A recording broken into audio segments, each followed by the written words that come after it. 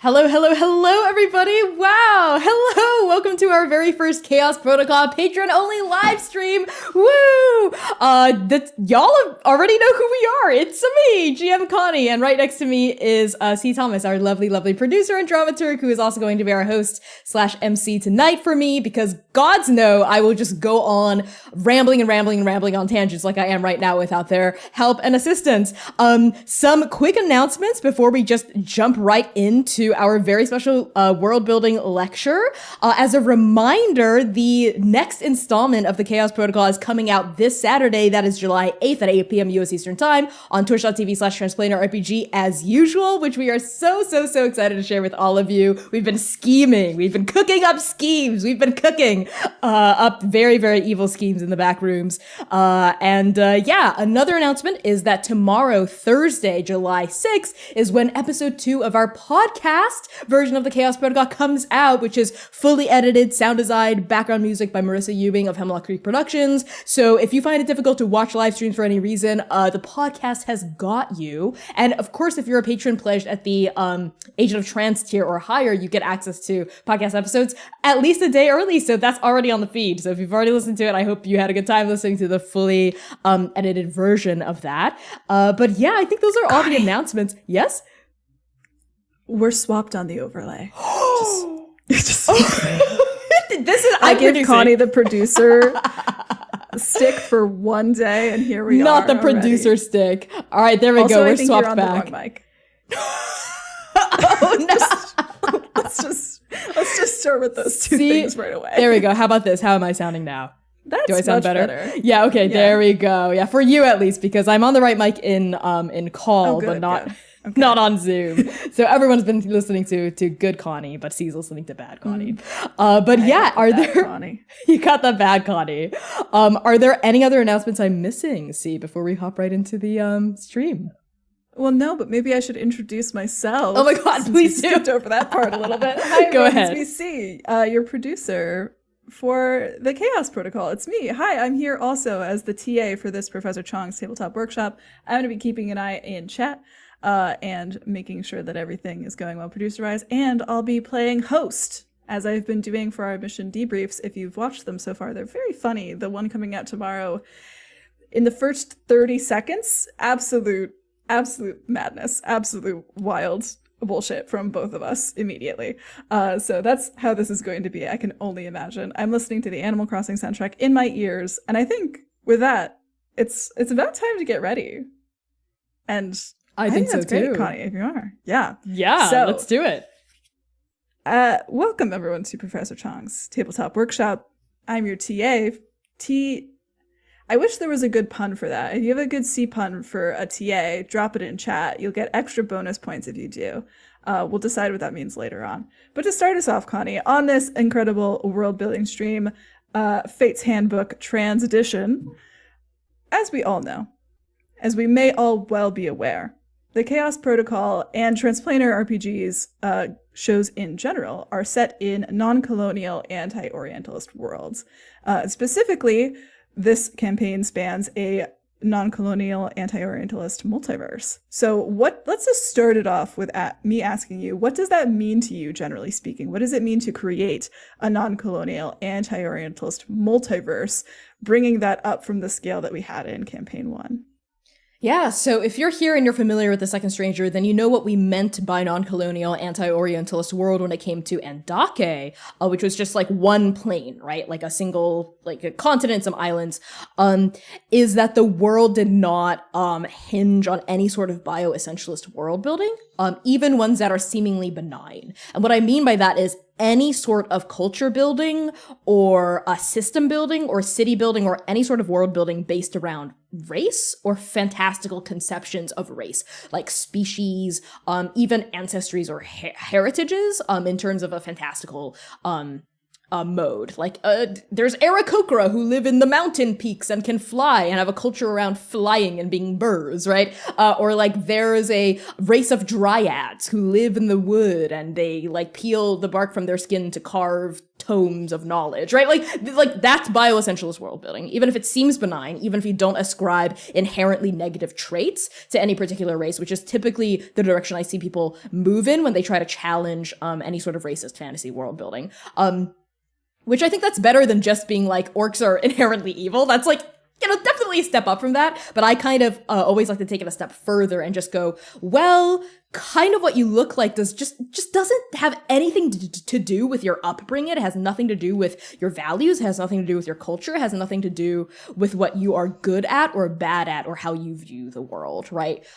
It's instead based on the culture you grew up in, which is divorced from race, which is divorced from species, and more so about the specific emotional and political themes that we might be playing with in a given campaign. So for Andake, what that meant was, because we were using D&D still for that campaign, the races that were available, I used them as base races for like just gender reasons, right? Because it's very gender to be like a muscular half orc, right? Or like a twinky little elf. Like those are just gender reasons, right? They're just aesthetic. They're just there for gender. They're just there for fun. They don't actually affect any part of the world or say anything about our world. So basically all races are found in all diversity across Andake, which is honestly even a kind of wrong way to look at it, because to be quite honest, the concept of race in Andake, because we've removed all significance from it, doesn't even really exist, right? But cultural differences still do. And those differences aren't like a point of oppression or subjugation.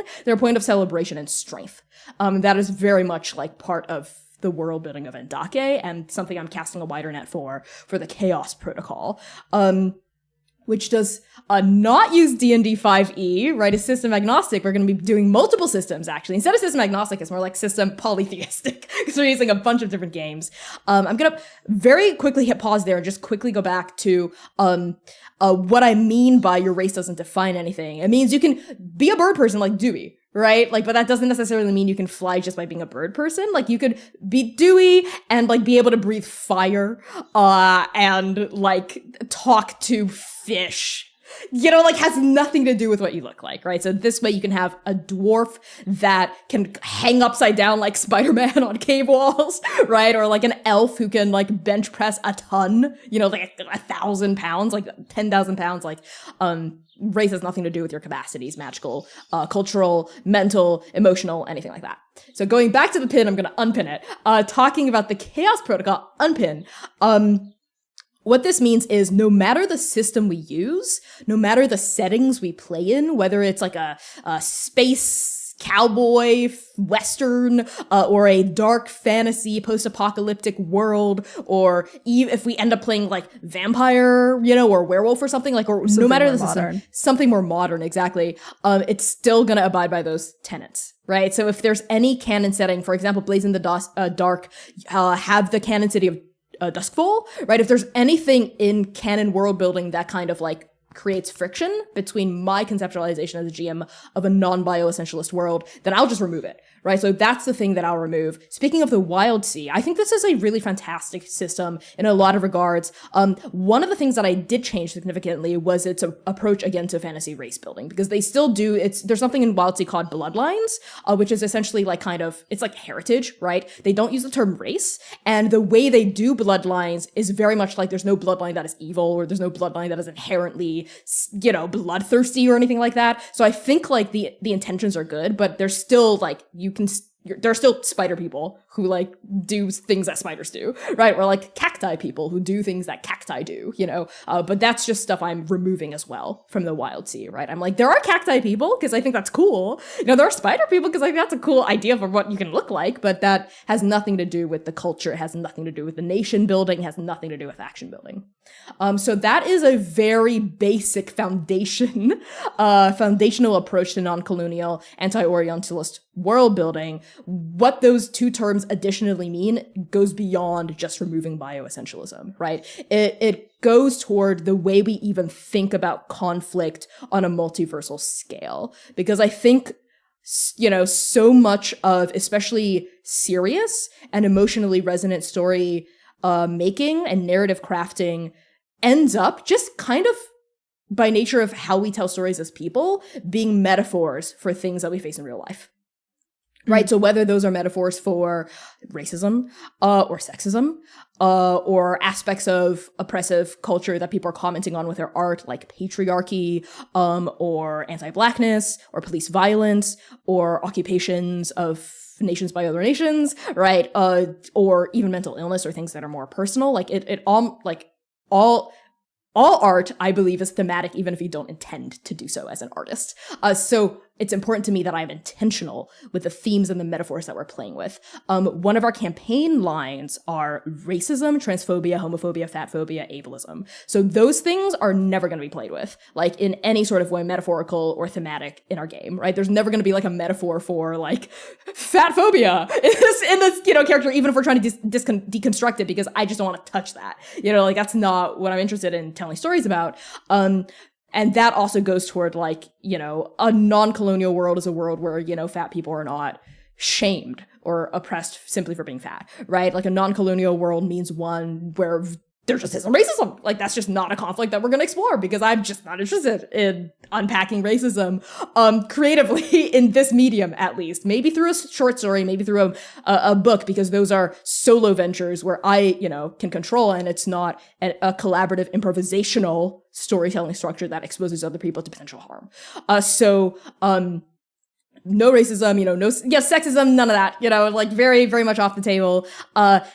So things that we do play with, and this brings in the anti-imperialist aspect of it as well, are something that is not necessarily off limits are discussions of capitalism and classism, right? Discussions of money and wealth and how that can harm people, and produce violence, essentially, but also very much in like a punching up way. So like PCs and heroes will always get the chance to like punch those baddies in the face.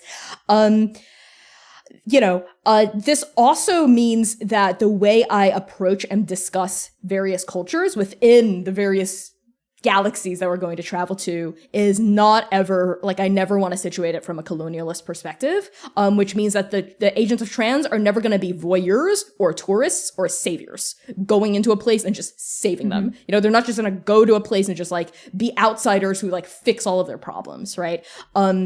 And that is something that I'm very intentional about, especially with Arc 1, which will set up the tone for the rest of the campaign, and it's important for me to get right? So, obviously, this is like spoilers for like the first 4 episodes, technically, the first 2 streams of the Chaos Protocol, but basically, the characters receive an announcement, a new directive from Fate, being like, okay, now you're gonna answer distress calls, right, across the multiverse. And these are basically prayers, or anytime anyone across the multiverse has ever been like, I wish blank, and like that's a distress call, right? So it can be as small as someone being like, oh no, I don't know where my cat went, I wish I could find Mimi, to like, oh my god, a massive world-eating monstrosity is destroying our plane, please help us, right? So, there's a difference in scale here. So it's really important, because these are distress calls. This is doubly so important that we are intentional with how the PCs come into these worlds, right? So it's important, this is an above the table conversation we've had with the cast as well, that like, hey, when you zap in, like, you're not experts on this world, like the people who live there are. You're here to help them on their terms, right? And that was an important part of Artemis's briefing before they got sent into the Wild Sea of like, yeah, investigate what's going on with this prayer. Like, we just have no idea what's happening in the Wild Sea. So just get us some information to start, and then help the people on this plane on their terms. Right? Like that's explicitly stated in the text of the campaign. And that could mean like you zap in and they'll be like, hey, we're actually good. Like we don't need help. Like, and they could just leave, like that could be it. Or like, go ahead. See. That was a really interesting part of the most recent episode that we saw, when they did zap into a Wild Sea and saw something very different than what they were expecting, right? Like a very, very different world that is not full of apocalypse and horror and doom, right? But is thriving on its own terms again. And to have that mission objective change sort of from like assist the people in this apocalypse or whatever it was, find this information, help people on their own terms too. Right. This is still about Fate's will and like Fate's story, right? To assist in that way, return the missing princesses to their kingdoms, right? So that was a very interesting tonal shift to see, and I think really sets up that kind of theme and that world building really well. Yeah, exactly. Like just +1 to everything you said. It was important to me to kind of do a bait and switch because like it would like disrupt the PC's mastery or sense of control. And that was on purpose. Like they come in expecting, like C said, a blasted post-apocalyptic wasteland, or like we don't even know, like is it just all greenery? There's no life here. But actually, people are thriving. You know, like I said in the description at the top of the temple, like people in here seem to be living in harmony with the wild sea. Even they seem to have like gained some kind of equilibrium with the verdancy around them, which was also important to me. So it's not like, oh my god, these people are being threatened by this thing and they like need our help. You know, like no, that's not what we're coming here to do. Like there's actually just political intrigue happening here that maybe you could like lend a hand to do so. Mostly so that the people of the wild sea aren't the ones putting their asses on the line necessarily, right? So it's the PCs assuming the risk, right? But like they don't necessarily get to reap the reward. They're not given money for it. They're not given glory for it. Like heroism, no, or titles. none of that. Yeah. None of that saviorism, right? That usually comes with it. Like they just come in, they're like, use us how we need to be used to help you. And then we will like leave once we're done. Like boom. You know, like, and this is your world, not ours, right? Like, so that was important. And to kind of backtrack quite a bit, because you hit on something that I want to go back to, yeah, like 10,000 years ago. But to come back to the idea of like what the themes that we're not playing with, right? And being intentional about the themes that we are playing to a bit, like, are you interested in sharing any of the themes that you're setting up for campaign 2? Like very broad overarching themes of like, if The Second Stranger was a show about broken heroes and the power of love, what is kind of the main themes that you're pushing toward for Chaos? That's a great question. I would love to share without giving too much away. The main themes of Chaos are threefold. Chaos is about vengeance, revolution, and grief. And all three of these themes are equally important, and they are deeply intertwined. And we're, you know, the cast is aware of this because I would never just throw my cast into the deep end without telling them this is what it's about. I would just never do that. And so it's pretty heavy. Not gonna lie, y'all. It's a pretty heavy campaign. It might even be heavier than The Second Stranger, just kind of right off the bat.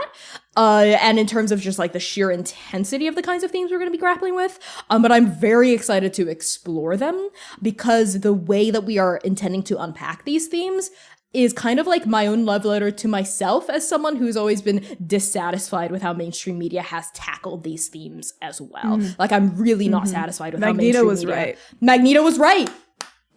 They like wrote Killmonger so poorly. Like they did not write him well. Like it's always like, we are leftists. And it's like, yeah, so now we're gonna bomb an orphanage. Like, what the fuck?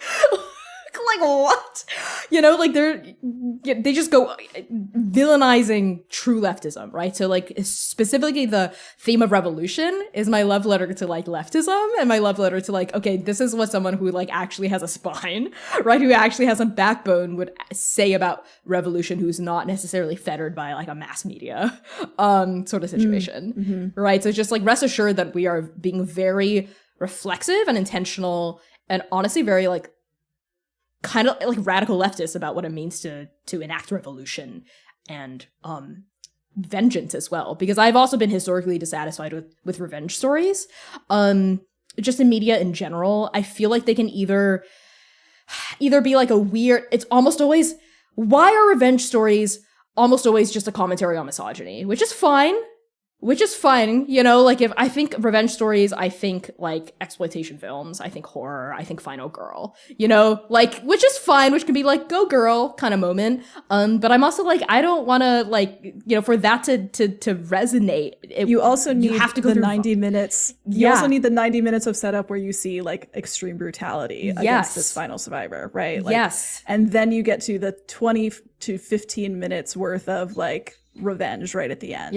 Right. But then she's still left like at the end of that film like feeling broken and empty, and then it's always like, oh, revenge didn't taste as sweet. What if it fucking did? What if revenge did taste that fucking sweet? What if it did? Yeah.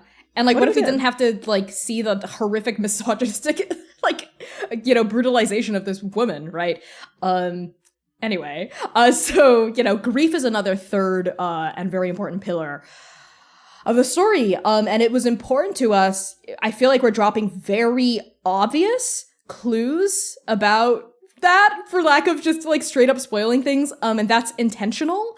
Because part of like kind of grappling with a very intense and dark story is like taking care of the cast and taking care of our audience to an extent as well, because like, you know, I never want to be like the people in Game of Thrones being like, oh, we're just gonna do this thing because the audience thinks we're gonna do this and we're gonna do that, you know, we're gonna just like traumatize our audience, you know, like I never want to do that. I always like to try to like reward attentive interaction with our content, I suppose, right? So anything that if you're like, oh my god, I knew that would happen, like, oh yeah, that makes so much sense, like that's intentional, you know, like that's good. And that actually means that the story is well written, right? Exactly. Or the story is like well played.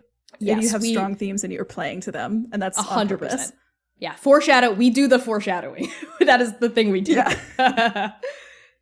Yeah, so all of those random tweets that you're like, what does that mean? Write them down. Just as the person who makes those tweets. But before we get too sidetracked, speaking of, I think the thing that we've kind of been like maybe talking around a little bit is how much the Chaos Protocol revolves around fate. And many fans of the Second Stranger intensely dislike Fate, an NPC who is very sketchy and generally speaking rather unlikable for even new audience members. As the resident bitch who punched Fate in the face, I can say you did a very good job making Fate very unlikable. Like to introduce, also just a sidebar, to introduce a villain 2 episodes from the finale and have every single viewer and every single cast member be down for being like, that's our antagonist. Oh, like that's fantastic. But anyway, can you talk a little bit about your intentions behind Fate's design and her relationship to trans as a whole, and kind of why we're taking this pivotal shift kind of away from Undake, away from Oblivion, and towards Fate as a concept?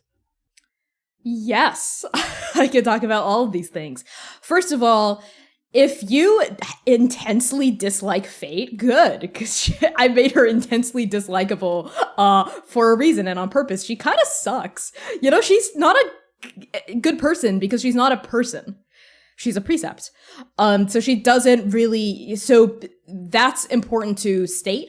We cannot really judge her as a person. We kind of have to judge her as a precept, because Oblivion, objectively, like even if it wasn't necessarily her fault, like even if she didn't want to, she still did destroy and annihilate countless worlds. So that was important to explore as well. Like, you know, I think like episode 2, so the second half of the first stream, like people being mad in LSSG, being like, Oblivion killed my entire family and now we have to clean up after her. Like, I'm supposed to just take that? You know, so I think we generated a lot of sympathy for Oblivion by the end of the Second Stranger. You know, when I revealed that it wasn't her fault, and like we got to know her through Dr. Eluso, we got to know her through Oblivion itself, and we saw that, you know, her true intentions, not as a villain, but as someone who is just like, I'm sick of not being able to author my own story. I will at least author the end, you know? And being a monster and learning to embrace, you know, her light, learning to embrace salvation, can be, I think, very resonant for people who have always been told that, you know, we are unlovable or that we are monstrous for whatever reason, but stepping into that monstrosity and claiming love for ourselves regardless. Like, that's very much Oblivion's story and Shepard's story. Fate's story is a little bit of the opposite of that. Without giving too much away, this is a spoiler, obviously, for the end of the Second Stranger, but all of the precepts get 2 names, right? By the end of the Second Stranger. Oblivion becomes Oblivion and Salvation, which mush into Shepard. Magic becomes Magic and Muse, and Fate becomes Fate and Doom. So Fate's story is kind of the inverse of Oblivion's story. For her entire precepthood, she has kind of been what I call like the meta GM, right? If the journey, this is like a metaphor I gave to the cast of the Chaos Protocol when like trying to think about their characters. The journey as the, of course, metaphysical framework that undergirds all reality, of course. Right, that normal thing. Right. That normal thing is kind of like a campaign. like a tabletop campaign, right? And Fate is the dungeon so master. meta. It's super meta. Fate's the dungeon master. So she's like, okay, Magic, who's a player at the table, Oblivion, who's a player at the table, right? They have their avatars, right? So Magic's avatar is like that man, you know, with like the rainbow hair and the rainbow robes. Oblivion's avatar was for the longest time Dr. Aluso, but now is Shepard, right? And Fate's avatar is like kind of herself, right? Like just drops in. She plays a DMPC because obviously she does. Obviously she does.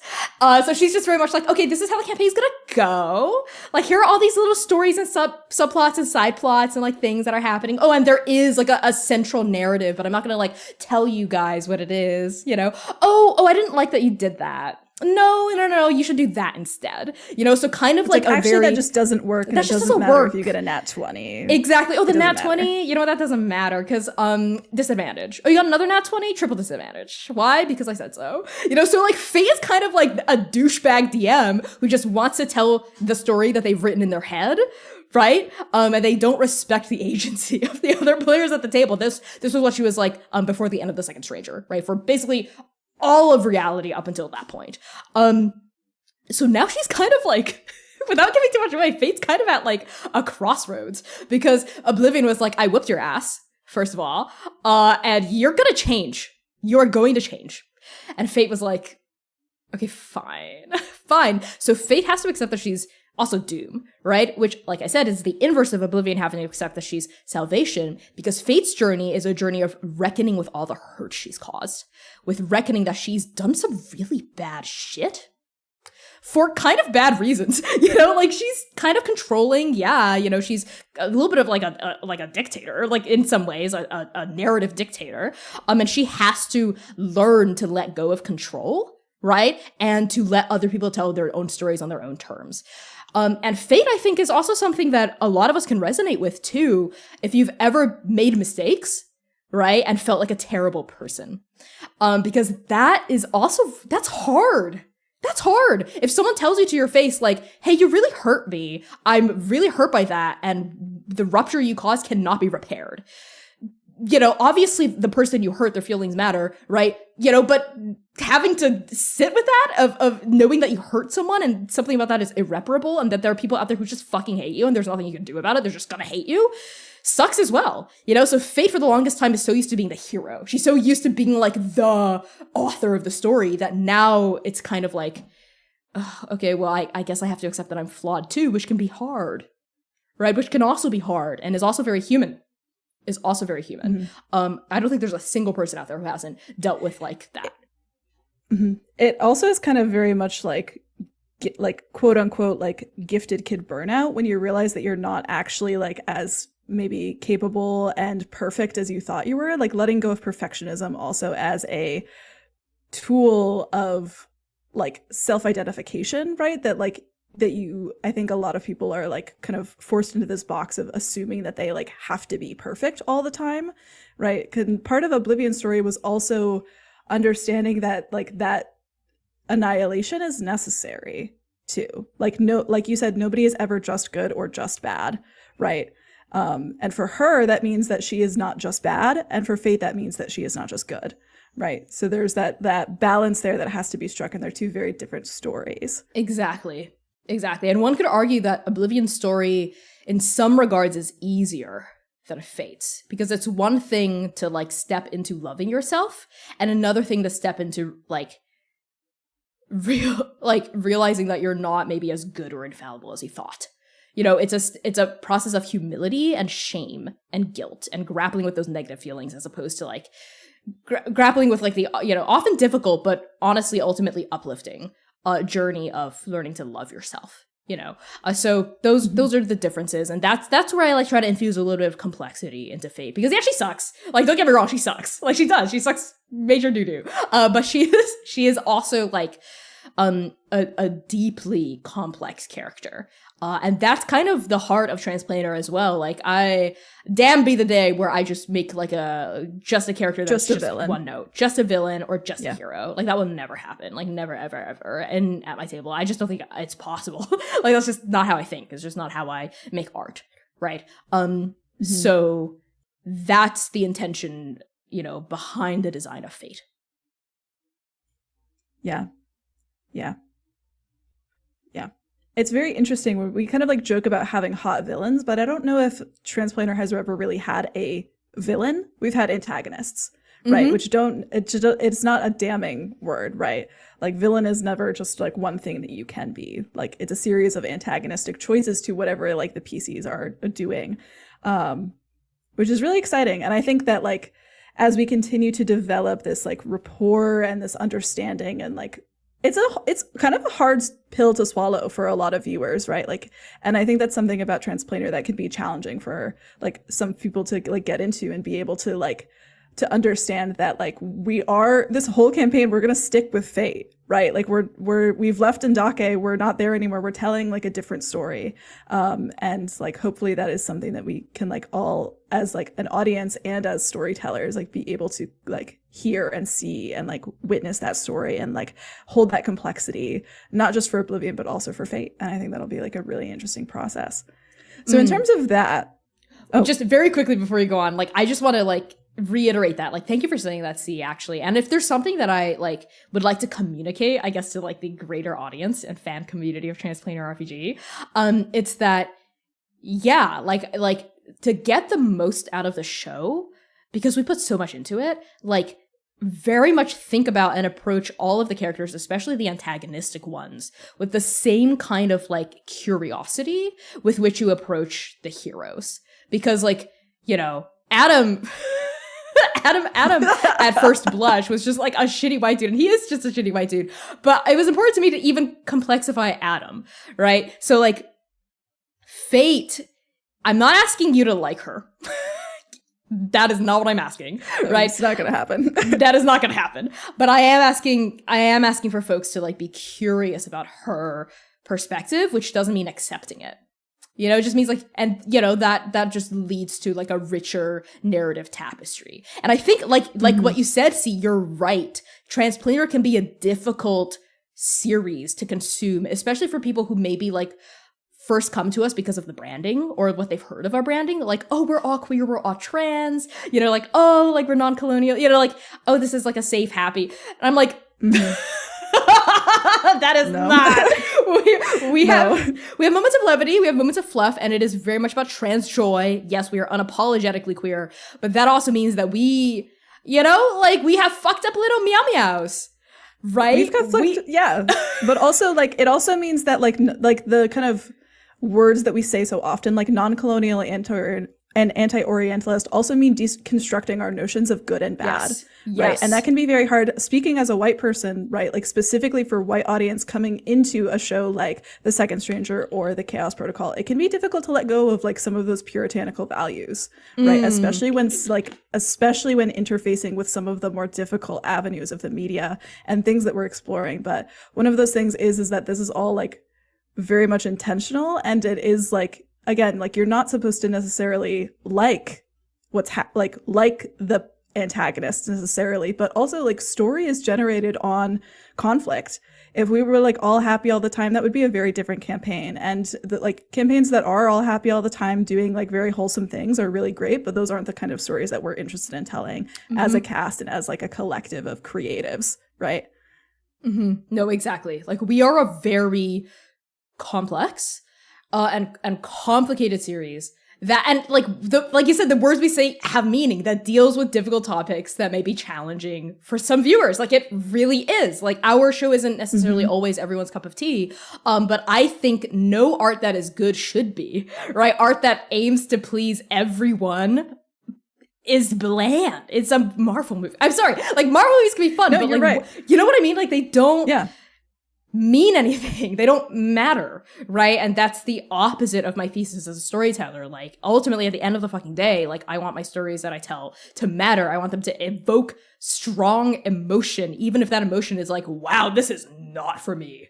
You know, like at least, you know, I respect that, right? Because if you're like, I just want fluff, like, whoa, this is not what I expected. That's totally fine. That's fine. Right? But like that, those are I the can stories point you in the direction of so many great stories about fluff. So many great stories. Everyone needs them. You need them too. Yes. But you also need like these stories about like rich complexities, and that's kind of like what we bring.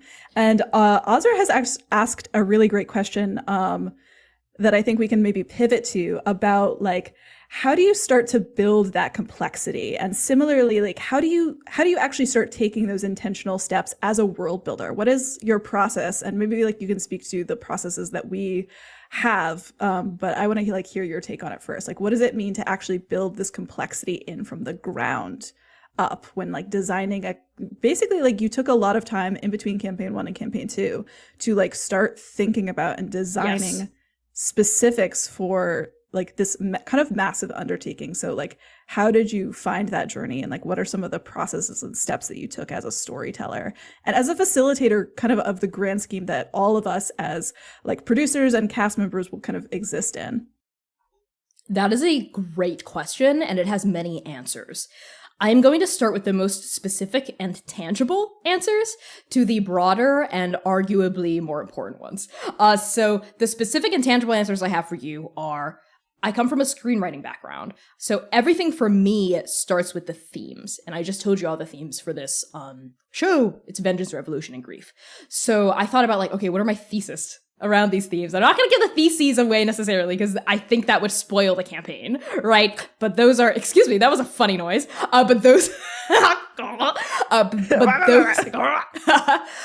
but those are the core themes. Once I knew what the themes were, I knew I wanted to work with 3 because one theme is maybe enough for like a short story or a movie, you know, like a single arc. 2 themes, well, then we're working in duality, which can be binary. And I would rather not tell a binary story. 3 themes. Even the themes are trans. Even the themes are trans. Like I knew I wanted at least 3 because then we have like enough directions to go in and enough ways. It's kind of like a braid, right? Like you can't really just braid with 2. I don't weave, but you can't really just braid with 2 pieces unless you can. And I'm making myself a fool. But like, you know, 3 really makes for a richer tapestry. You know, and 4 to me felt like a little too much. You know, it was like, okay, like that might be too many cooks in the kitchen. Start with the themes. And then I thought, you know, this was the case with the Second Stranger. This is the case with the Chaos Protocol. I thought about the end because everything funnels toward an end for me, you know? So I was like, how long do I want this campaign to run roughly for? And like about how many arcs? You know, I thought about the hard like logistics and numbers, like how many arcs, like how long of a commitment? Yeah, the pedestrian brass knobs that are crucial, that are crucially important, right? Like how long of a time specifically for actual play. Yes, for actual play, exactly. You know, like what are we asking out of our cast? So like how much of their life are we asking them to devote to this? You know, that's an important question. So we were like, oh, maybe like 2.5, 3 years, similar to the Second Stranger, right? Like every week streaming until that, right? So like I really liked the cadence of the Second Stranger, so I just copied that. So Chaos Protocol is going to be about 8 arcs as well, with about like 16 episodes per arc plus interludes. And that's not necessarily a spoiler, right? Like if you've watched our show, you know that's kind of how it goes. So it's going to be about another 2.5, 3 years long. So I was like, okay, that's the end point. These are my core themes. I know there's going to be 8 arcs. I don't have to flesh out every single arc right now. That would be an unthinkable task, and would also take away the joy of exploring discovering. As we go. Of discovery, exactly. Because I want to put a pin in really fast, because you talk about your 3 main themes, but to clarify, those are only our 3 main themes. Every PC, every player, every different aspect, every system brings in new themes to be added to those 3, right? Like, because even if we're talking about revolution, vengeance, and grief for this episode, we're not losing queer love, right? Like, we still have found family as these core important parts of the stories that we tell. Yes. So it just is like, what is the kind of funnel, right? That even those themes of queer love, even those themes of found family, even those themes of monstrosity, even those themes of like sadness and loss that like come from, and like finding home, like all of these things that come from different players, different avenues, different pieces of the tapestry that's being woven here, funnel into those 3 themes, or one of them specifically, or all 3 of them together, right? Like everything is moving down toward those kind of pillars that holds everything else up. Exactly. Like, I don't think this is very much a spoiler, but every arc will also bring its unique arc-based themes. Like the Wild Sea, this is not a spoiler, it's about the environment. It's about there's some commentary on environmentalism here, right? And what that means, climate change, literally, like that's a theme we're playing with for Arc 1. So yes, those 3 themes are just the overarching campaign-wide ones, and they're so broad and so big that, like, I'm not even worried. I'm not even worried about fleshing them out right now. Right now, we're still in, like, Act 1. We're still in the prologue stage of the campaign itself. We're still just getting to know the characters and getting to know the world. Like, I'm not even worried about having to, like, have those themes resonate in multiple ways down the line. They just will do that organically. So once I've nailed down the overall, like, structure of the campaign, the next thing to do for me to layer in that complexity was to think about, like, okay, then what's gonna make this campaign unique? Right? So there's that non-colonial anti-Orientalist world building. Bam, that's just in there. Boom. That's just what we do. That's just what we're about. And I'm like, you know what? Like, I want to use different systems every arc. That sounds fun, right? But like following the same characters. So that's another layer of complexity, right? So like the next episode is to think about like what will set this story apart from other stories at the table, right? Like that's kind of like that extra layer of complexity. And the other one is looking at, I would say, the characters. So there are 3 to me pillars of storytelling. One of them is world. One of them is story, and the other one is character. And all 3 of them are like supported by the theme. So looking at character now, these are our main characters. That's Zynon, Lumira, and Sayer.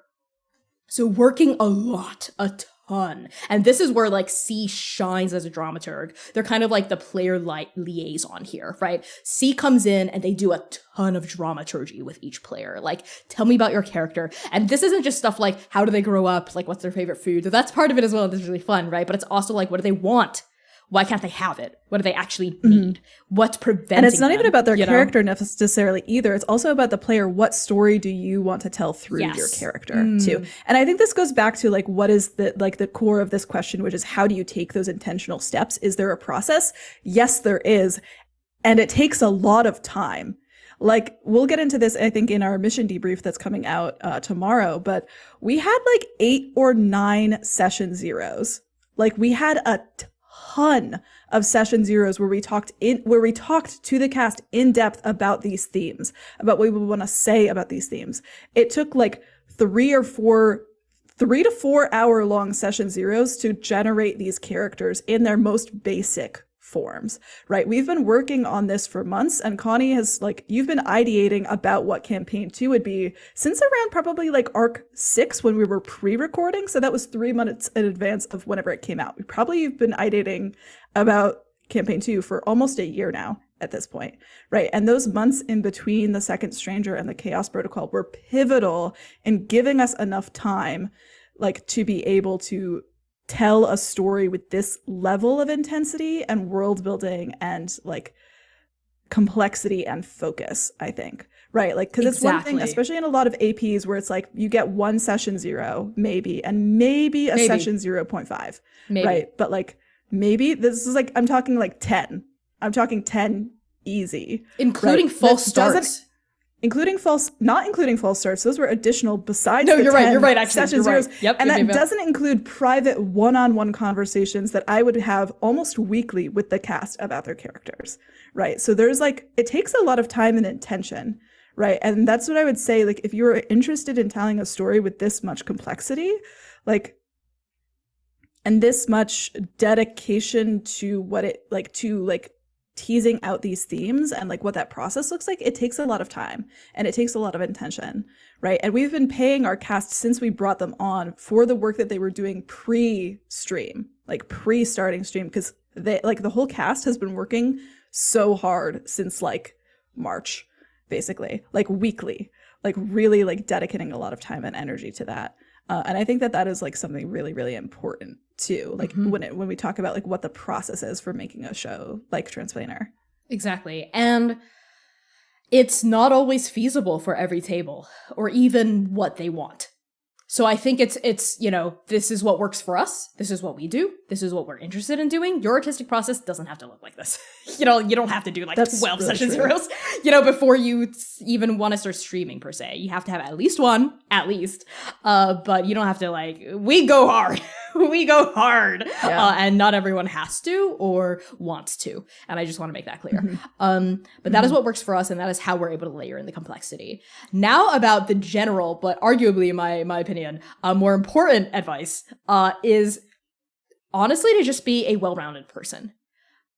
Read a lot of books, watch a lot of media, listen to different kinds of music, you know, listen to different kinds of podcasts, talk to different, well, maybe not, but you know, just consume different kinds of art from various perspectives, right? And that will also help layer in complexity. Like the themes that I'm grappling with, like I wanted to grapple with them because I saw media and I was like, that's whack, right? And I looked at other media, poetry, dance, whatever, and I was like, that's really cool. I want my art to kind of look like that, you know, like not in terms of emulation, but just in terms of like feeling, right? And affect, I guess, and emotion. You know, like to me, Transplanar's campaigns have an affect of poetry. You know, like a lot of people are like, oh, actual plays like a TV show. It's like a film. It's like an improv show. And to me, I feel like our shows are more like a poem. You know, and like that's how I think of our shows. So that's important as well, I would say. And this is more broad, but like it's really important. A lot of layering in complexity is finding your voice as an artist and as a creative and creator, and bringing that to the table, because that will just enrich the stories you tell.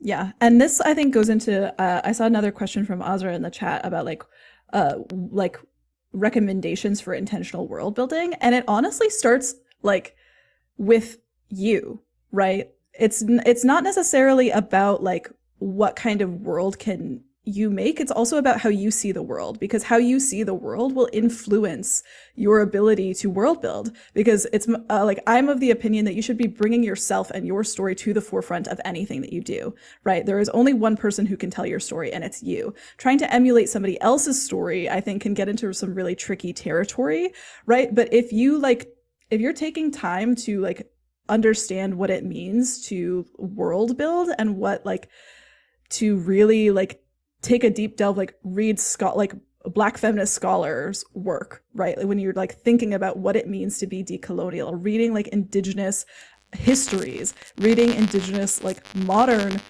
understandings and like culture of what's going on and what it means to be in the world. Like kind of what Connie, you were saying about like influencing art, but also influencing like, I think that if you haven't done the work to actively like take steps away from like a colonial mindset, I don't think that it's possible for you to be able to step into non-colonial world building, right? That like it's kind of a process that starts with you, and it starts with also how you see the world, because again, that's going to influence the worlds that you build, right? Yeah. Critical self-reflexivity is crucial. Understanding your own positionality, not just in terms of understanding your limits as a storyteller, though that is important, but understanding the I guess the glasses through which you view the world, because we all wear a certain kind of lens when we look at the world. And like the first step is like knowing what kind of lens you see the world through. I see the world through a lens of like critical diasporic queer Chineseness and Chinese Americanness is what I would say. And that is not always the same for every diasporic Chinese American person who is queer and trans. Like not every queer and trans Chinese American person is going to, you know, like hold the same beliefs as I do, but that's a starting point for me, right? And like, how do I like, this is an example. I recently I've been doing I do like consulting work, sensitivity consulting, cultural consulting, like a little bit on the side. And something that strikes me over and over and over with my clients is that they always come from a great place. That's why they are hiring me, right? They're like, oh, I want to make sure that the way I'm representing trans people in my book, in my game, in my show, like whatever, is not transphobic, right? Like, can you help me out here, right? So I'm like, sure, give me the money. Yeah, let's do it. And then it strikes me how the representations, for example, of transness are still from a really cis perspective, even when it's like there's a good intention behind it, right? Like, for example, if being trans is still weird in your world, if it's still like an aberration to be trans and like people are by default cis and gender is not seen as a performance, but as innate, right? And trans people are like, I'm a man born in a woman's body. Like that. Right. Even if it's revolutionary for those characters, like to exist in that way, it still says a lot about how you are building your world around what transness means to you, right? It starts there. It starts from your perspective. Yes, like 100%. And like just being aware of what your perspective is and like challenging yourself to think beyond it, I think is pretty crucial. Like, we all have areas of critical social studies, I guess, where we are more shallow than others, right? Like, I would say one of the areas that I'm a bit more shallow in would probably be like disability justice, and thinking about like ways to critically look at disability in media. And one of the places where I feel very confident that I'm very deep in is like race, specifically when it comes to like xenophobia and Chineseness and the intersection of queerness and Chineseness, right? So we all have places where we should educate ourselves more in and like consume different perspectives. So if you're interested in like, oh, I really also want to make my worlds non-colonial and anti-Orientalist as well, then I would suggest that you consume literature and media by Indigenous scholars and Black scholars, and anyone who's doing work in, you know, decolonialism, and fighting imperialism. People who are not like scholars from non-Western areas of the world, as well. And it's a process too. Like, it's not something that we like are like done building the world, right? And we're like, okay, like that's great. Now we're done with that. Also, please let me know if my mic is still crackly or poppy. You sound fine to chat. Me. How mysterious. Yeah, that's super mysterious. It might be the Zoom noise gate. Okay, cool. Interesting. But yes, let me know in chat if I still sound weird and poppy. I might also just be like moving around. What was I saying? Where was I? It's also an ongoing still crackling to me. Why do I sound bad? I'll let me try to fix it on my end. It might be the Zoom sound, like the beta application audio capture. So I'm just gonna do one that's just desktop sound. 1 second. Because I'm not getting it, which is interesting. Oh, I actually did see something about that audio interface being problematic for some people after like 20 minutes or something. How's it sounding now? Testing 1 2 3. Hi chat, it's me, C. The TA is messing up the PowerPoint presentation as usual. Now it's good. Right, yeah, it was the beta feature. Yeah. Okay, no worries. Okay. But anyway, sorry so much. I know that must have sounded horrible. Thanks for bearing with us, y'all. Let's see. What was I saying? Where was I? Oh yes, it's an ongoing process, right? Like, so there are times where you will like have an impulse, right? That like you should also just be checking your impulses, right? And like be critically thinking about your impulses and being reflexive, right? If I may, Connie, like even this week, please. right? Like, Yeah. Even this week, right? Like Connie and I were like, Connie was, we were like thinking about what the next episode would look like, and Connie was like, oh, should there be a like, without spoiling anything, should there be a guard encounter? And then the reflexivity of, oh, are there even guards in this world? Like, is that not drawing on an assumption that policing is natural, like, or policing is natural, right? Yep. In a world where maybe that's not. So and then you just kind of sit back and go, oh, okay, yeah, maybe we don't maybe we pivot there, right? So it's a constant world building, right? Like it's not world built, it's world building. That's a cute little slogan. That I'll just throw out to everyone. So it is like a continuous process, right? And there will be times where you stumble and misstep, right? And that is not to say that it's again this idea of like perfection, right? But being intentional and being reflexive and constantly reflexive and thinking about like, and having someone to bounce ideas off of as well, to be like, whether that's like a cultural consultant or a lore keeper or somebody else who you're like working very closely with, or your cast giving you feedback, right? Like that could be a continuous dialogue that you're continuing to think about as time goes on. Exactly. Yeah. And I'm still, like, I brought it up kind of just unquestioningly, and C was like, would there be guards in this world? And I was like, well, is the concept of a guard or security inherently colonialistic, right? Or is it just the implementation of it through policing, right? So, like, there's some complexity there as well. Yeah. So, like, I would say the first thing is was a slogan of the college I went to, non satiscire, which means to know is not enough. You have to, like, question what you know and why you know it and how you know it, right? So, like, why is it why are there prisons in your world? Why are there jails? Should there be? If you're trying to build a non-colonial, anti-Orientalist world, I would argue that there wouldn't be any prisons. Like, how do people deal with harm? How do people deal with theft? Does theft exist? Because the idea of a thief is predicated on the idea that there's privately owned property, right? Like, or any sort of owned property. So, like, would that even exist in your world? All of these ideas, right, about what is natural, what is not, what is inherent, what is not, right? Which, once you start thinking about it, kind of blows your mind, because you're like, what am I even doing? Like, is anything? Which at that point, you need to kind of, like, stop yourself, right? And be like, it's okay. It's okay to put something and then actually ground in yourself your realm, too. And ground yourself, yeah. Right. And that is where the kind of joy of world building can come in. And this opens you up to worlds that are so deeply rich because they don't rely on things that we assume are normal, right?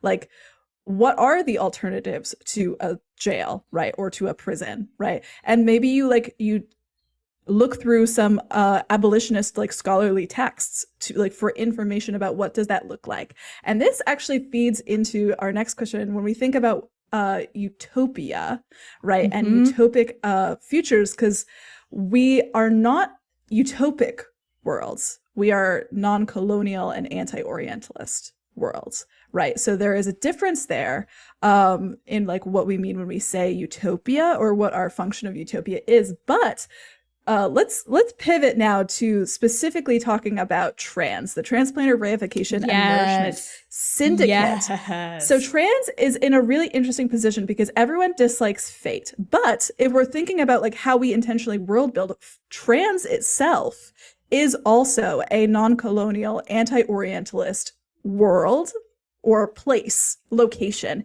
It exists within that realm, right? And in a lot of ways, it's kind of utopic, like, in a real, genuine way. So in what ways is that kind of genuine concept of utopia coming through? And in what ways kind of is it not? Can you tell us a little bit about your world building, specifically of trans, when you wanted to build this place where that will be very central to the Chaos Protocol? Absolutely. So trans is what I call an anti-perfect utopia. Not a non-perfect utopia, not an imperfect utopia, an actively anti-perfect utopia. And this is a term I would use about trans above the table. Like, I don't think any of the characters at trans would say this about their setting.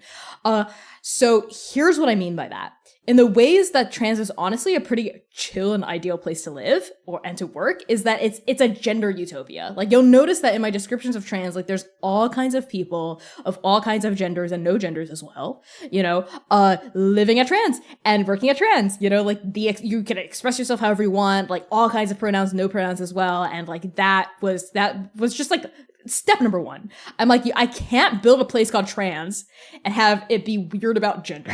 Like, it is very much just, like, gender heaven, basically, like, gender heaven, right? So, like, everyone at trans is trans. That's something I like to say. And, our definition of being trans is expansive and it is infinite. And it is also nothing at all at the same time. That was step number one about it actually being, like, a genuine utopia, right? There's no transphobia there, just full stop, right? Fate is the kind of person who will be like, I am going to blip you out of existence, but I will use your correct pronouns. Like, when I do that, because I'm trans myself. Well, we forget Fate is also trans. She's trans. She's trans. Yeah, exactly. She's trans. They're all trans. Yeah, all of them are trans. Yeah. So, in terms of that, and because it is also non-colonial, anti-Orientalist space, we also don't necessarily grapple with themes of, like, racism or like sexism. Like, all of the things that are campaign line wide lines still stand, right? So there's none of that. That's just, like, a step two. That's just a given as well. The third one is that, like, it was important to me that trans isn't, like, we're secretly the evil bad guys. Sort of situation where, like, we actually do evil stuff and we fuck up the multiverse. Like, that was not what I wanted out of trans, even though its leader is fate. And its creator is Fate, right? The people of trans have kind of like made it their own because Fate's kind of like an absentee boss. Like, she doesn't show up. She doesn't really run this place. She just kind of made it and dipped, right? So like the people in her absence have made trans into like an actual working place, like an actual community that does thrive in a lot of ways and looks out for each other.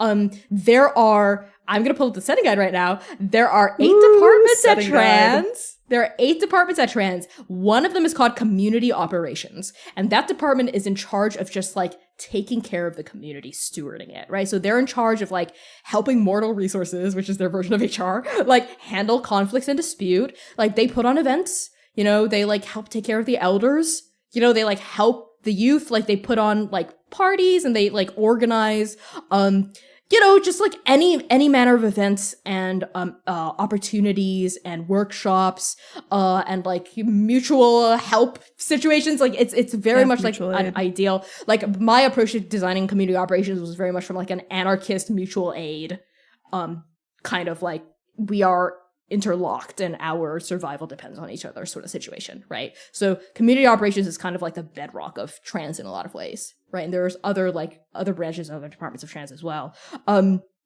So that was important to me. It was important to me that no one at trans like ever goes hungry. Like that's not a thing. Like no one at trans is ever exploited for labor. Like people can be overworked. That's because they choose to do so because they're so passionate about what they do. It's more of like an autistic or like a ADHD like hyperfixation. Like I'm gonna like do this work because I love it so much, right? And then people are gonna be like, please, you haven't eaten. It's like in 72 hours. Yes. You need to go to like therapeutics and recovery to like chill out and just like be in a room and play video games. And like we have that. So in those ways, trans is kind of a utopia, right? Like people don't work to survive. They don't work for money. There's no money at trans. They work because they love it, right? And it's not even work, right? The idea of a job, I think, is very capitalistic and honestly quite modern. There are no like, it's not a job where you have a salary and you clock in and clock out, even though I might make jokes about like fate slashing benefits above the table, like, cause I just think it's hilarious, but it's really not. It's really not. It's more like people pitch in and they sign up actively to be part of trans, right? So it was important to me in the world building of trans about like the recruitment process too, is like, everyone is told up front about what trans is all about and like, here's what it means to work here. And at any point you can opt out. Like at any point, and like it's important that trans takes care of their people, right? So like you can like take off as much time as you need, right? You can like change departments, if you were in field ops, if you were an active agent, like, and you're like, I don't want to do this anymore. You don't have to. You can just like chill out in the archives or like chill out in recruitment or chill out in research and development or just be a community member and a member of community operations. Right. There are just community members. There are just people who just live there. Yeah. A lot of them are elders. Who like have retired and just are chilling.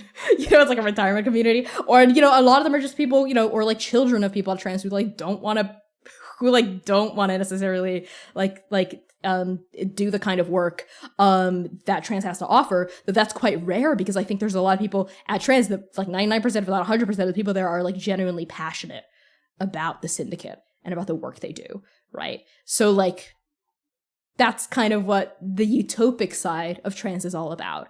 Like it's even though we do grapple with themes of capitalism and classism, it doesn't manifest at trans. No, probably not at trans, right? Probably not. And that was important. So tell me more about this idea of an imperfect utopia. Let's go to the other side of that too. Yes. Anti-perfect actually, and I'm being a little bit of a. I apologize. This is very new to me. I'm like writing this down on my little notepads. This is something I'm just coming up with right now. I'm being a little particular about it because anti-perfect implies there's like an active design behind it, right? Whereas imperfect could just be kind of like coincidental. And it's above the table because me as a storyteller, me as Connie, like I said earlier in the stream, I don't believe that any single person is just one way or the other, which means I don't believe any person is ever just all bad or all good. I don't believe in perfection. Even Fate herself is not perfect. That's so fucking obvious, right? She's obviously not perfect. So trans is the same way. It is a utopia in some regards. It's also not perfect, right? There is still conflict, as we have seen through Strike Team Phoenix. Like, just in the first 2 seconds of the Chaos Protocol, you see that trans is not perfect, right? Like, there's conflict, there's tension, there's friction. You know, there's all this stuff that still comes up, Because to me... Because they're not necessarily bad. They're not bad. Conflict is not bad. Conflict is not bad. Like, for me... a utopic world is one that is like trans. It's one where no one has to go hungry.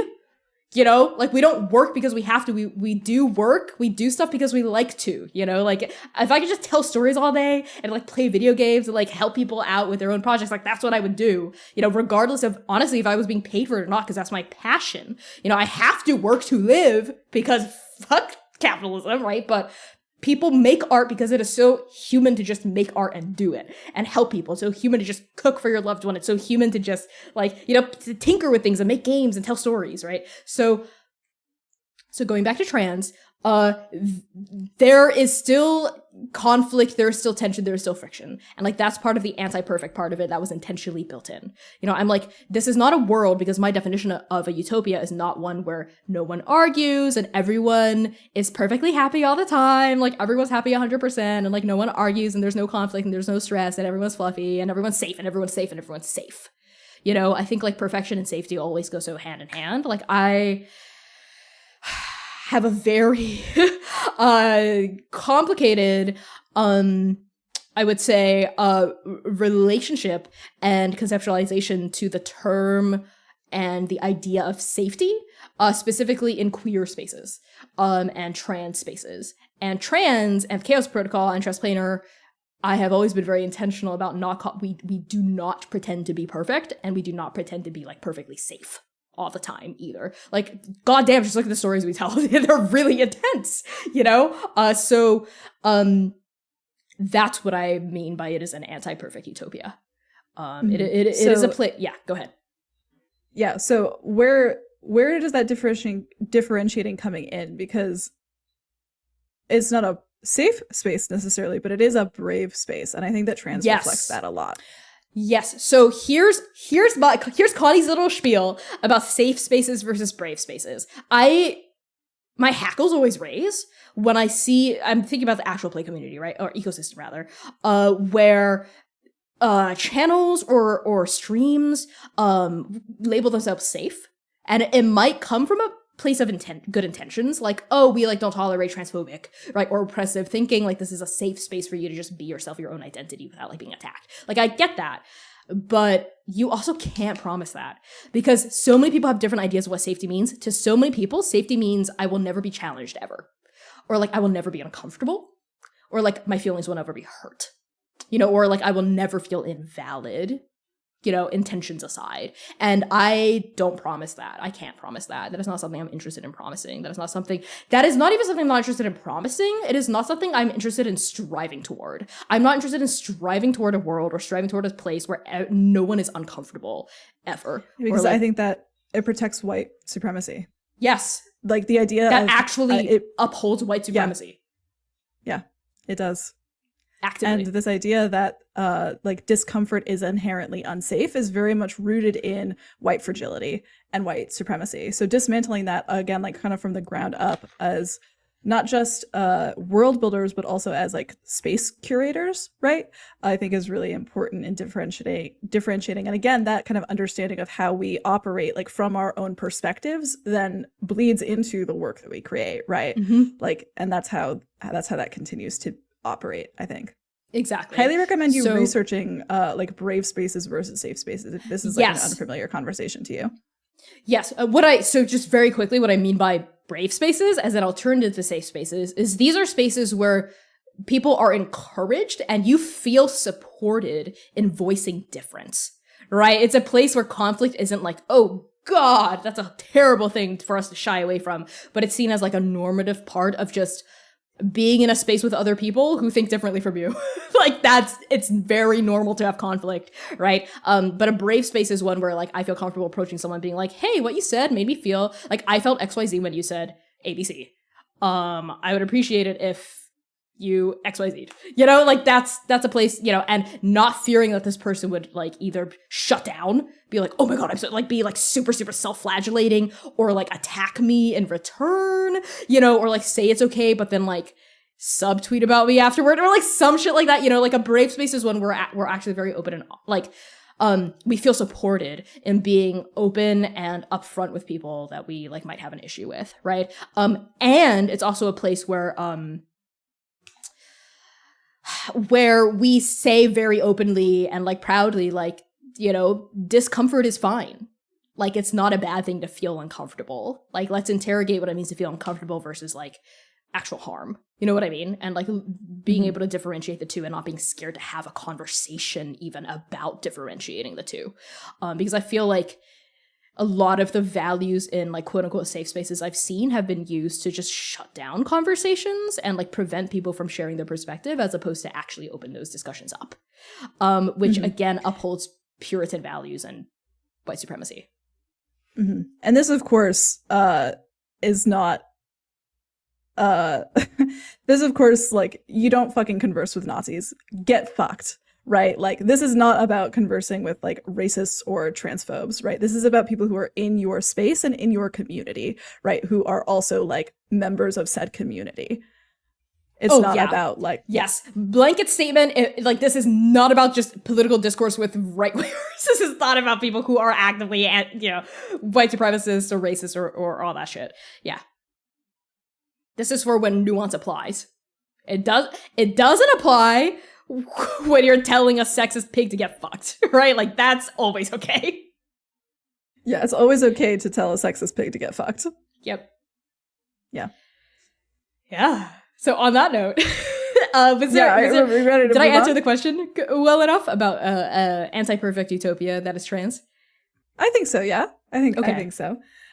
We have another, there's so many good questions. We have so many that I want to get into, and maybe I'll answer this one really quick. The way that, like, this is not just like part of our world building, but this is also, to answer your question, Azra, this is also like how our crew approaches conflict, right? Part of those many session zeros were about our values as a channel and making sure that everyone who signed on agreed with those values, and like we're also interested in upholding them, right? So the idea of this brave space is also something that we implement both in game, kind of in our characters' understandings of what the world is, right? That we understand that their characters will be challenged in a lot of ways, right? But also understand that like there will be, like, running a 2.5 to 3 year long campaign, like there will be conflict above the table as well, right? And that's not something to be afraid of.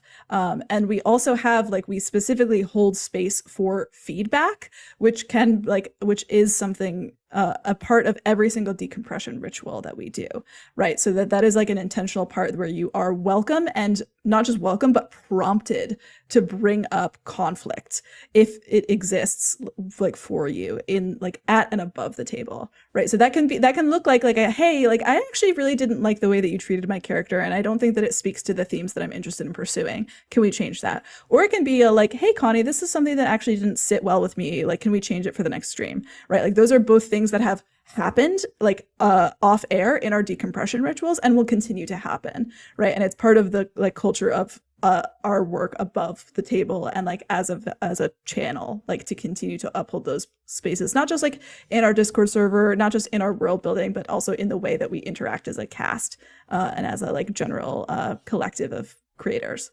Yes. And I just wanted to, like, doubly reiterate and reassure that, like, conflict has happened before, behind the scenes, and also, like, when we're still live streaming, like on stream. I wouldn't even say conflict, but like use of safety tools, right? Like, I've been X-carded on stream before, like, several times. And it happened, like, when we were pre-recording for Second Stranger a few times as well.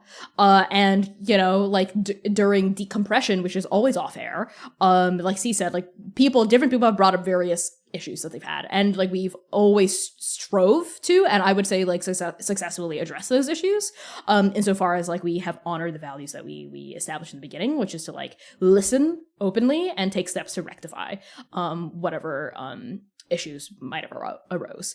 And I know that it's very useful and helpful for some audience members to see safety tools used live, and I'm glad, like, something that we've heard before from our audiences is like, oh, I saw the X card used on stream, like, that actually made me feel really comfortable, like, knowing that, like, people actually use the tool, first of all, and that, like, it's Yeah, because you never really see it. Because you never see happen. it, right? Because I feel like people edit it out, if it's for pre-recorded stuff. And also I feel like it's quite rare. I've never been in a stream before that wasn't one that I was GMing where the X card was used, actually. Even though I have had conversations with people afterward that they were uncomfortable with what happened. And part of me is like, oh, that sucks. But they were like, oh, I didn't use it because it was just a one shot. You know, and I like didn't want to like slow things down or like throw a wrench at the GM's plans or whatever. So I'm always very appreciative when people actually use the tools that they're asked to use.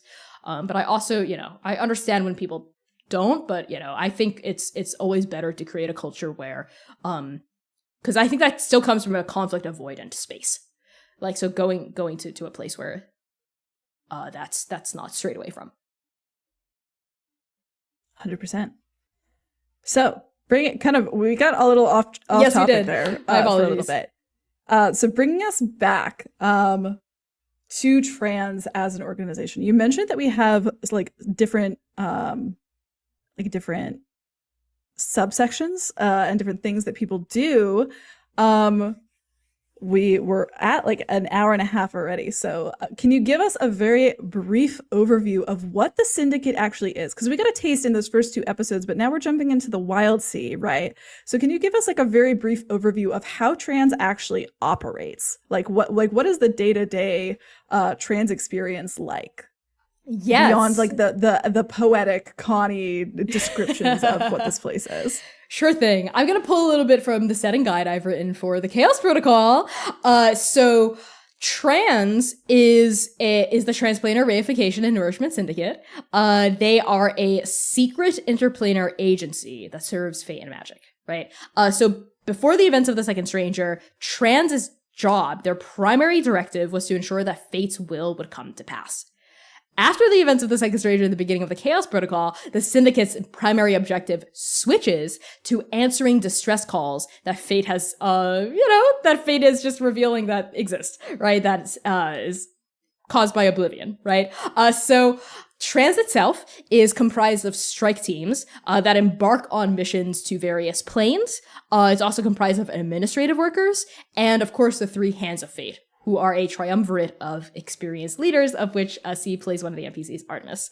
The Syndicate itself is, and I mentioned this at the beginning of my spiel when I first introduced Trans, is a special kind of pocket dimension that's kind of layered above the journey and kind of right underneath perceptual space itself, which is where only precepts can access. It's kind of like if the journey is the campaign, perceptual space is real life. Right, it's like when Fate gets up from her, and Trans is like your Discord server. Is your Discord server? Yes, exactly. Discord server. Yeah, exactly. It's when they need to take a bio break, they go to perceptual space. So Trans is impossible to access by non-trans workers, which is such a funny thing to say. Non-trans people, cis people are not allowed. And the existence of Trans is, as I mentioned earlier, it's historically kind of been a secret. You know, they've been kind of like, just Fate's agents going around doing her thing.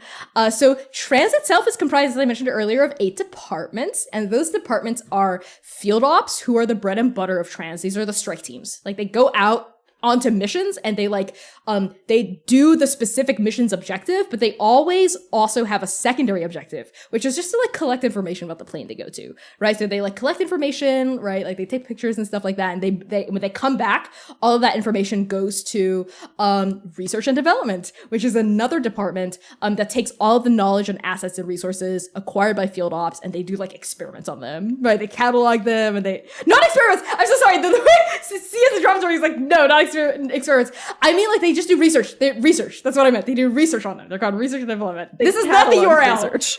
This is not the URL. I'm so sorry. They're not insidious evil scientists. I promise. They're more like, they just like, a strike team might bring back like a cube, and then like they give it to someone that they know really likes shapes. And this person's like, oh my God, I love this cube. Let me do some research on this cube, and like categorize this weight and its shape, like dimensions, stuff like that. So there's research and development. These are the scientists. and researchers of trans. There is also archives, which I mentioned earlier, which is kind of like they store all the knowledge of not just trans, but of the multiverse. So like any information that just comes in, the archives gets like a copy of, they document, they categorize it. This includes like tomes and texts and blogs and vlogs and videos, like all kinds of media. This also includes like forbidden tomes of darkness, you know, from like across the multiverse. Real big Library of Alexandria, Tower of Babel moment. Yes, exactly. And then there is community operations, which I mentioned earlier. Community operations actually, like, they're the administrative workers. They like keep trans going, like the day-to-day stuff. They organize all the things so the rest of the departments don't catch. There's therapeutics and recovery, which is basically kind of like the med ward of trans, as well as the people who organize like the therapy groups and like help keep like the mental health of the various workers and agents of trans in check. They offer special health services, and they're always there to like consult if needed. There are also recruitment, who, as you can guess, their job is to recruit workers to trans either as field operatives or like any other department. They keep an eye out for talent across the multiverse. Joining trans is kind of invite only. So recruitment is in charge of like scouting talent. There's mortal resources, which I mentioned is kind of like HR, but it's MR, right? Because not everyone here is a human. And they handle like all kinds of personnel documentation. They handle onboarding, you know, after recruitment gets new talent. They also are the point people for conflict resolution. So like they're also kind of like a backbone of trans in a lot of ways. There's also mentorship and training, which are people who like train. There's an entire department to like make sure that all agents are like fully supported and trained before they're sent out to field operations or off to a department of their own. And I think that's it. Yeah, those are the 8 ones. It's field ops, recruitment, mortal resources, mentorship and training, research and development, archives, community operations, and therapeutics and recovery. Those are the eight departments of trans. So like a typical day, trans is huge. I cannot overstate this. Trans is really big. And as I kind of mentioned in this throwaway sentence during a previous stream, like the hallways are constantly changing. Like the corridors are constantly like re-zapping, refocusing. New chambers are constantly just popping up out of nowhere. Old rooms are just gone, you know, without a second day's notice. It's a very magical day, a magical place, a magical world, right? A magical setting. It is Magic's home in a lot of ways. It's Magic's home. Yes. Like Magic himself, the Magic. The person, the precept. Yeah. Magic made trans, and all kinds of magic exist at trans, which is another whole thing about the world, which I'm not going to get too much into right now. But yeah, it's a super magical place. Like you name it, it's got it. Yeah, it's really, I love trans.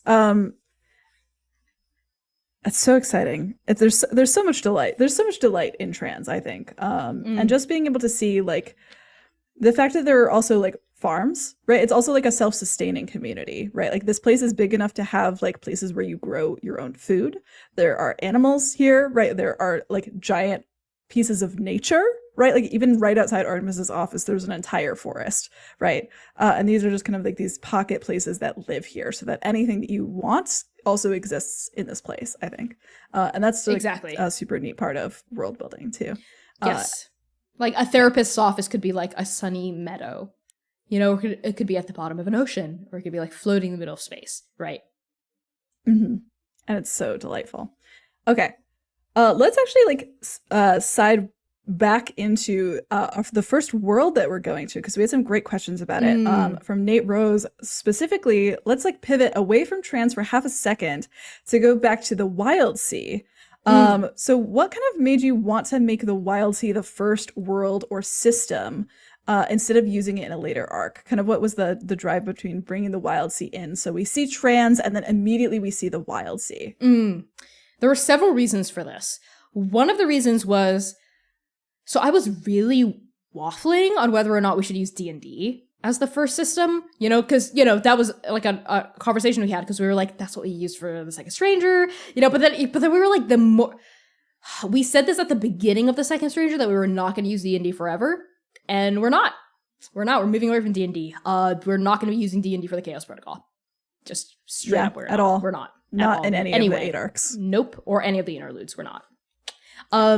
Yeah, we are fully. There's so many beautiful systems in the world. Yes, right. there are so many incredible TTRPGs, and the Wild Sea is one of them. Like in a real, genuine way. It is. So that was a conversation we had. One of, the things that we were a little worried about is like, oh, would people like not watch us if we're not D&D? Like that was one of the questions. Like would whatever system we use, we would want the mechanics to be audience intuitive and like kind of and approachable. You know what I mean? And the Wild Sea, I have it right here. Boom. This is a gorgeous alt cover. Yeah, it's literally gorgeous. It's so beautiful. It's hardcover. It's like a square, which is also super, super fun.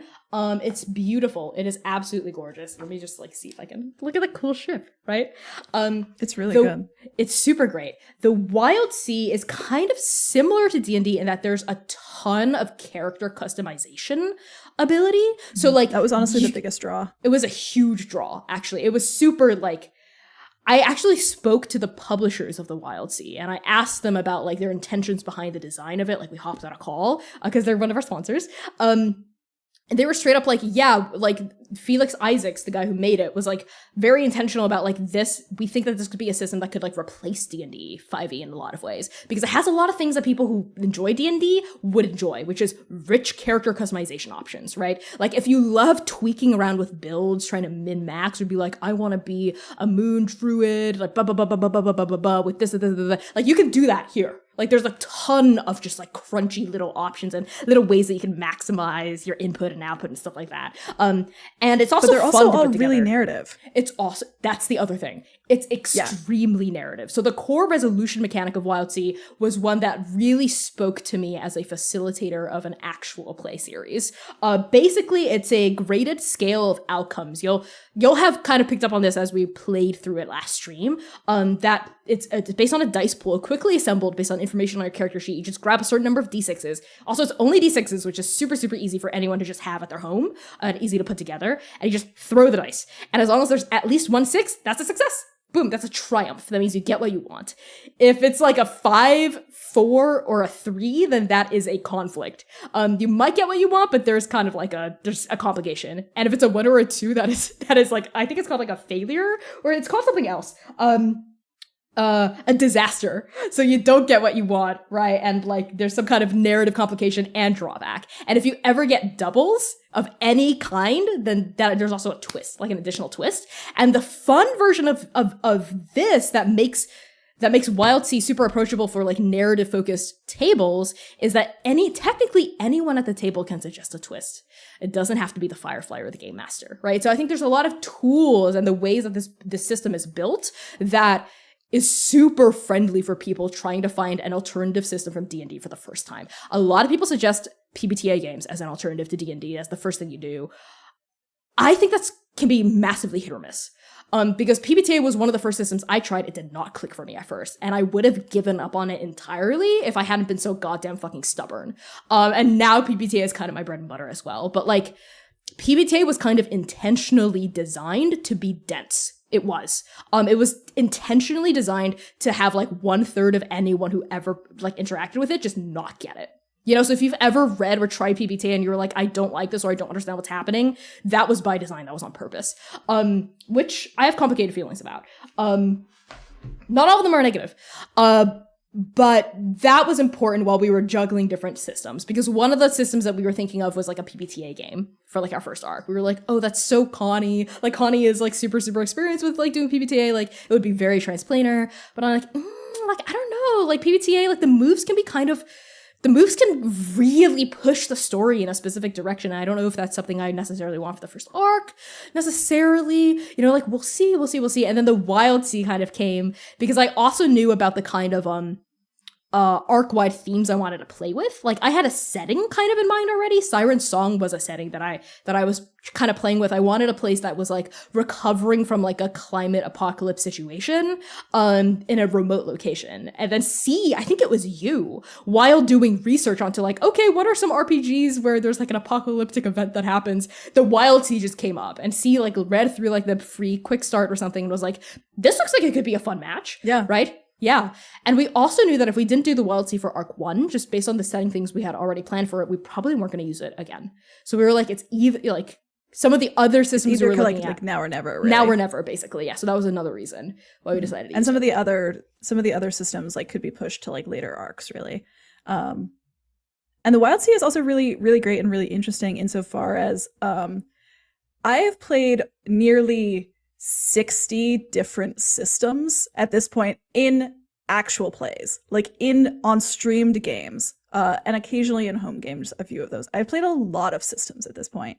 And I am really actually quite finicky about character creation. Like I can really be are. I can be like, I don't want to play this game because I don't like the way that character creation is. But the Wild Sea gives a lot of creativity and like agency into the players while still giving you something of substance to hang on to, right? And it's similar with the setting as well, because the Wild Sea, the setting of it is canon to what's in the book, and the mechanics and the character gen is very tied into this world that is also presented in the book. But you can do a lot of different things with it, and you can have a lot of like places to like push and pull and bring your own ideas in and expand upon what they've given you. Because there are some things that they say in the book that like it's just like you decide what's here. You decide what's in the darkness under eaves. All you know is that it's mysterious. And like here are like a few other handful of words for your storyteller to hold on to as they imagine what this place is like. So it's not as prescriptive as I think a lot of other games are when it comes to world building, which was also really great to be able to kind of take any character concept and be able to port it into a system like the Wild Sea. Exactly. And also like pirates, right? And also like pirates. And then like it's fun, and I really enjoy it. So even me, who's kind of like finicky about it, I was like, I actually really like this. Yes, which is sad because I didn't even make a character, but I know, like, right? Yes, I know MythWorks is sponsoring us, but like genuinely, like we went to them. You know, we went to them because we would love the system. You know, so like, you know, what we're saying is not just us like being like, dude, the thing that we're supposed to do. Like, we genuinely mean it. It's really, really cool. The ship creation, there are ship creation mechanics that are really fun. Like, we spent a session just like making our ship together. That was a ton of fun. What C said about that, so something that we are considering for the system for every arc, there are certain check boxes that every system that we use has to tick. One of them is that we don't want to do a setting agnostic system. We want a system that brings its own setting, because that's the point, right? That's the point of us doing this. It's the point of going to a different world. Different planes every time, exactly, right? So like I can kind of, as a GM, have something to work off of and then make my own. And the thing that is fully my own is trans, right? Is the thing that like undergirds all of this. So that's the first box that it has to tick. The other thing is that like the mechanics have to, this is so nebulous, they have to sing for me. You know, like there has to be something about the way that the core resolution mechanic is, how does this game resolve uncertainty at the table? Boom, that's it. Something like it has to sing, like it has to be narrative. It has to sing. Da da da. Dun, dun, dun. Don't worry about that. It has to be narrative. There has to be some kind of narrative component to it, right? Like it has to push the story in some way, even if it's not like fully all the way PBTA. You know, and it also has to be like not terrible. It has to be intuitive. You know, so not Path. Well, you know, I'm kind of giving it away. Probably not Pathfinder, because it's just so crunchy. You know, I consider Pathfinder crunchy. That's the kind of person I am. Like it's so goddamn crunchy, and I just don't want to have to deal with that, I guess. It has to be simpler, more simple for Con. That's the other box that has to take it, like, less about it. And the third box is about the setting, which is like, is it a sandbox, and are the toys fun? Because, like, we want a sandbox. We don't want just nothing, like setting agnostic. We want some kind of setting structure. We want sand in it. With sand in it. But we don't want, like C said, for it to be prescribed about what things are and why they happen and what's there exactly. Something really lovely, like C mentioned the darkness under eaves. That's a location in the Wild Sea. That's basically the bottom of the Wild Sea. Like, what the fuck is down there? And there's a whole page under it in the Firefly section where basically the book is like, you tell me. Here are some ideas, but you decide, you know, which I loved, you know, like I want stuff like that, you know, and this book gave me all of it. It gave me all of it. Gave you everything. It gave me everything I wanted. And what's nice about it too is that it also really helps that the system kind of sings with our ideas of like a non-colonial anti-Orientalist world, which is maybe at first glance that was one of my like red flags for pinging the Wild Sea, but then when like actually reading the book, it is not about dominating the Wild Sea. Wild sailors do not dominate the Wild Sea. It is in fact exactly the opposite. You have to like live in harmony and work in harmony and be in harmony with the Wild Sea to be able to survive there, right? Which again doesn't mean that there's no conflict, right? Like the Wild Sea is still a dangerous place, but your intention as a wild sailor, and this is one thing that is explicitly stated in the book, is never to dominate the Wild Sea. Right. And that was an important part of world building. But I think this brings us really greatly into a question from Liz, which was mixing genres in these different settings with these different characters fun, especially with the more like sci-fi vibe of the home base. And for example, like bringing Zynon in as a Western cowboy, but like meshing with this kind of sci-fi setting of trans and this idea of worlds. And I have an answer for that, but maybe I'll let you go first. No, please answer first. Okay, I love AUs. Look me in my eye when I say I love AUs. I love to think of getting to put characters in different situations. And honestly, like that was a huge draw to the idea of using different systems for each world, right? Like, because we're going to get to see these characters in their like wild sea forms, right? We've already done that with the beautiful, like with the flowers and the bark and the all of these different things. And we'll get to see each character live in a different reality. Like if we do a wander home, like what are their animal OCs? Like what are their vampire forms look like? What are their werewolf forms look like? It is so much fun. And I think that is just like a part of play that kind of comes above story to just be something that's enjoyable for the players, right? It is so much fun to be able to like look at your character and be like, oh my God, what would they be like in this world? What is the modern AU version of Zynon, right? What is the modern AU version of Lumira? What is the what is the animal that is like Sayer, right? And it's so good. It's so good. It's so much fun. Absolutely, yeah. A very quick ping in the chat. I'm seeing Archmaester Emma saying that they are so sold on this. They have a new mini savings goal, I guess. You can use Transplanar at checkout 15% off. 15% off your order of a PDF or a hardcover for Wild Sea. And they're tracking conversions because they're like, oh, is this sponsorship worth it? So like, yes, please use it. Tell your friends to use Transplanar at checkout. I'm just gonna chill a little bit there. But yes, what he said, I'm so excited. It was important for us for the characters to look like not completely like unrecognizable from their current forms. We're still meeting them, so it'd be weird to be like, this is what Lumira looks like. Now she's a crow. You know, like that would be kind of weird. So the Wild Sea, we're like, oh, just have like a little bit of the Wild Sea influence. But I'm really excited in future arcs for like, I'm like really like, what if we did a Wander Home arc and they were all like adorable animals? Yeah. Like I would love that, you know?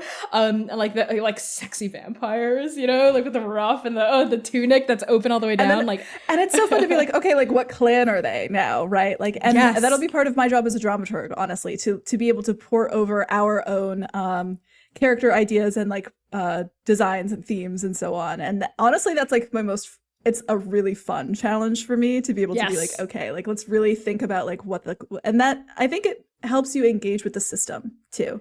Yes. So that's just like one of those kind of fun things that I think we're going to get to do, which will hopefully also be really fun for the audience to see, right? Exactly, and to be like, to have these characters that you love so much that get to like kind of play in different worlds and on different terms, I think will be really enjoyable. 100%.